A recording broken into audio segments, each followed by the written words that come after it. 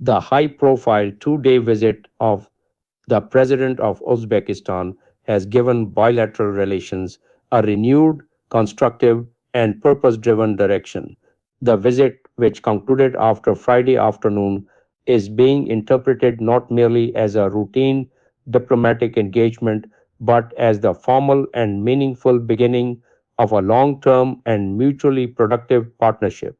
The significance of this visit is particularly notable also because it is taking place at a time when Central Asia, South Asia, and the Middle East are facing rapidly evolving global conditions, complex geostrategic realignments, and mounting economic challenges.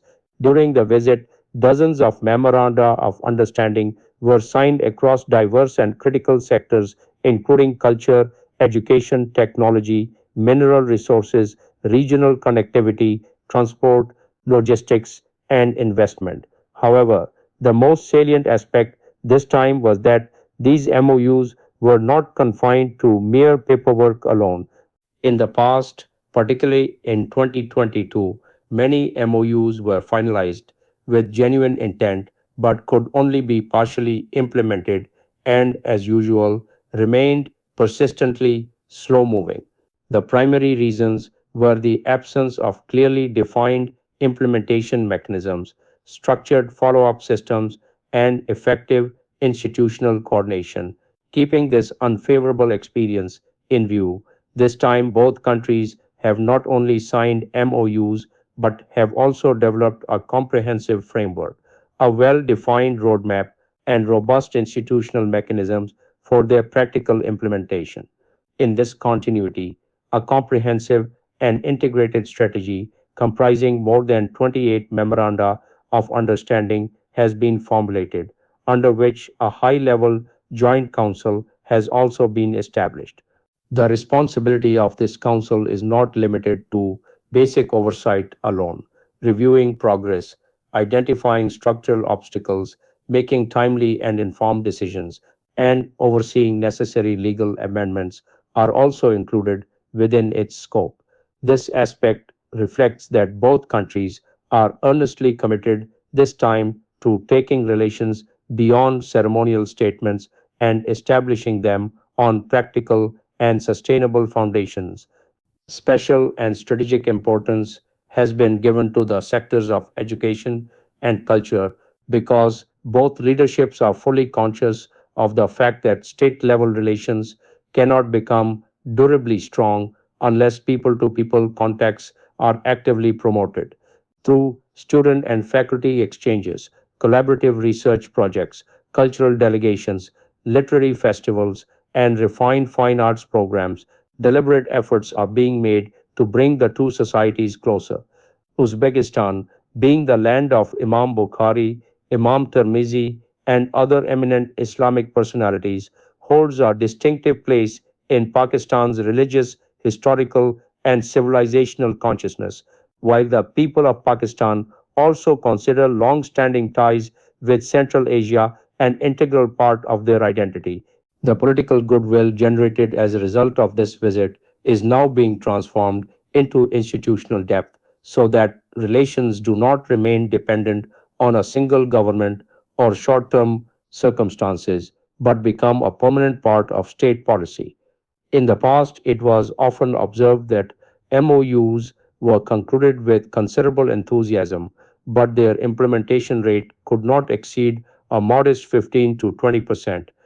On this occasion, the highest leadership of both countries has demonstrated a clear resolve to break with past practice, making it clear that tangible results will be the definitive benchmark of their partnership. A tangible manifestation of this resolve is the decision to increase bilateral trade to $2 billion over the next 5 years. It was recalled that in 2023, a landmark $1 billion trade deal was finalized between Pakistan and Uzbekistan, which could reach only up to 500 million. However, this unrealized target has now been expanded after this visit and converted into a more ambitious $2 billion goal. To achieve this objective, systematic work is being initiated on institutional mechanisms, regulatory harmonization, enhanced customs coordination, and uniform import and export standards so that traders and industrialists do not face unnecessary obstacles.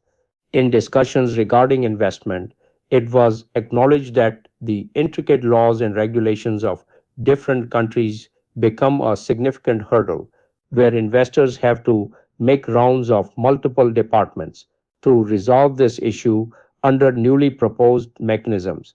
Amendments to laws, regulatory simplification, and provision of effective one window facilitation have been agreed upon so that investor confidence is fully restored and the flow of direct foreign investment increases in both countries. In particular, the sectors of minerals, energy, textiles, agriculture, and IT have been declared highly suitable for investment. The banking system is also being viewed as a central pillar.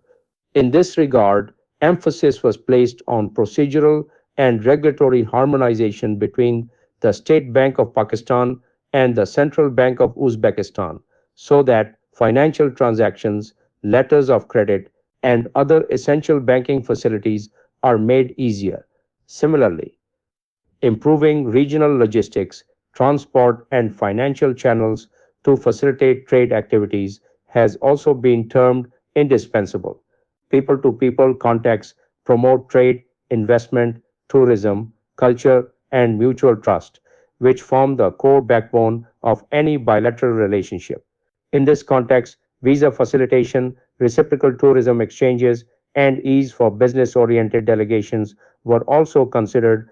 Both Uzbekistan and Pakistan, under their respective foreign policies, are expanding balanced and diversified relations with various countries and are regarded as consistent proponents of peace and stability in the region. Religious and social harmony was also presented as a natural and enduring bridge because approximately 98% of the population in Uzbekistan and 97% in Pakistan is Muslim, which further strengthens intellectual and civilizational proximity between the two societies. Overall, this visit is being described as a significant step for Pakistan toward playing an active, coordinated, and responsible diplomatic and strategic role in the region. If the MOUs continue to be implemented according to the agreed framework, this partnership can become a sustainable source of economic stability, regional connectivity, and shared prosperity, not only for Pakistan and Uzbekistan, but for the entire region. And this will be the true success of this visit. The strategic importance of this visit further increases because Uzbekistan and Pakistan are patron members of the Board of Peace on the Gaza issue, and both countries appear to be in clear agreement regarding peace and stability in the Middle East. It is widely perceived that these countries also hold a convergent viewpoint regarding stability in Gaza. Along with this, Kazakhstan and Uzbekistan maintain not symbolic but practical and long standing relations with Israel. Keeping this in view, Pakistan can not only take part in the reconstruction and development of Gaza, but due to fraternal relations with these two countries, an increase in Pakistan's diplomatic stature would be a natural outcome. This is because these countries are seen in matters related to Gaza and the broader Middle East as actors that have direct access to Israel and are also part of the regional stability narrative, as a result of which their role may not remain merely passive but could potentially be facilitative and constructive in nature. And it is precisely this element that gives the entire diplomatic context exceptional weight and breadth. While I was preparing these remarks, a deeply tragic and distressing incident took place. A suicide bomb attack at a mosque in Pakistan's federal capital claimed the lives of over 30 people and left more than 165 others injured. Such a cowardly and heinous attack, occurring during the visit of the President of Uzbekistan, reflects the harsh reality that terrorists cannot tolerate the country's progress and will make every possible attempt to obstruct it. There is a need for those at the helm of affairs to take all possible measures to prevent such pernicious acts of terrorism and to eradicate terrorism, failing which After the momentous battle of truth against India, the trajectory of the country's foreign policy, along with efforts to expand bilateral relations with other nations and increase trade and strategic economic measures, will remain unfulfilled. The elimination of terrorists is the pressing need of the hour so that the country can achieve significant new milestones of progress on the diplomatic and economic fronts on the global horizon.